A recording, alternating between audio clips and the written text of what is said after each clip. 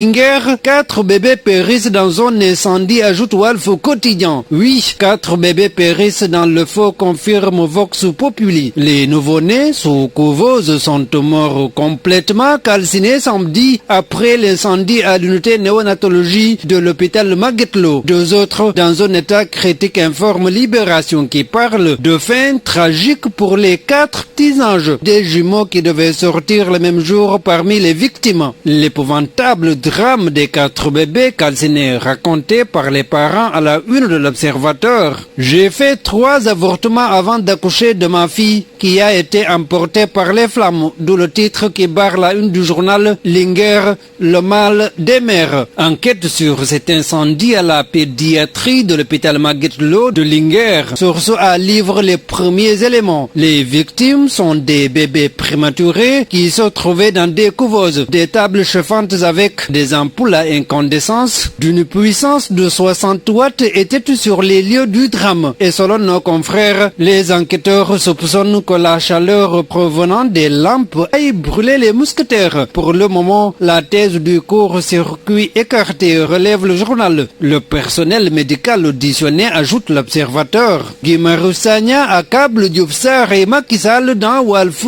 quotidien. En réalité, dit l'activiste sur sa page Facebook, le ministre de la Santé est au ministre des maladies, des morts évitables et des condoléances. Et la responsabilité de rendre accessibles des soins de santé de qualité à tous revient au président de la République Macky Sall, rapporte le journal du groupe Walfadjri, qui revient sur le report des locales. Barthélémy Diaz éventre le plan de Macky, le bras droit de Khalifa Sall qui était aux Parcelles Assainies samedi dernier, affirme en effet que si les locales se tiennent en 2022, les législatives seront reportées en 2024. Conséquence, la présidentielle se tiendra en 2026, relève Walf quotidien. Pour Bougane Gueye, c'est dommage que Macky n'ait pas décrypté le message de la jeunesse à la une de Tribune. Lancement du forum des sans-emploi entamé par le président Bougane Gueye, jeunes diplômés, ambulants, tailleurs, menuisiers et autres brûlent le plan de Macky Sall. Et Mamadou Diop Decroix prédit l'échec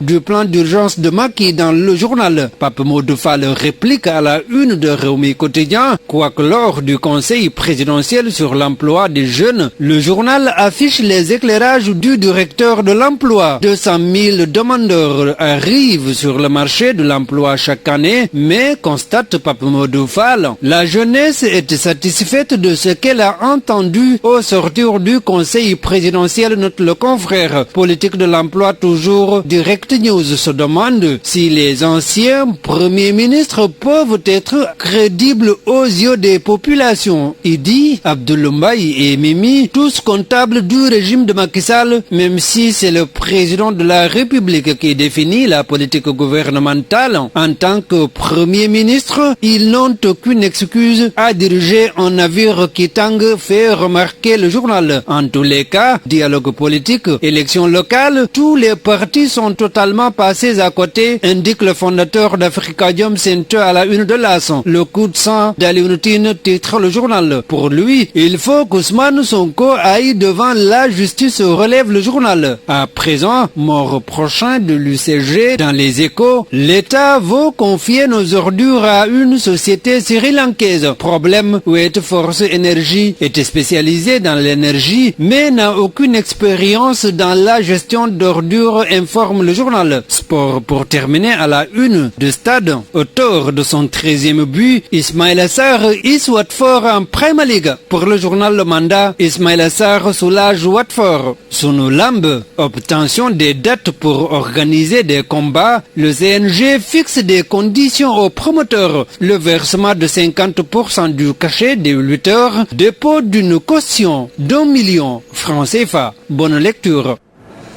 Merci à vous, Abdou Khoudoss Diallo. C'est avec vous d'ailleurs que nous allons boucler définitivement cette édition, assurée du côté technique par Modou Fall, avec l'appui d'Adjaratou Penda Diallo Gueye. Merci côté rédactionnel à Pierre-Edouard Faye. Merci aussi à Zina Marba, que vous allez d'ailleurs retrouver tout à l'heure à 14h pour la version Wolof. Excellente suite de programme sur Walf TV, la voix des cendres.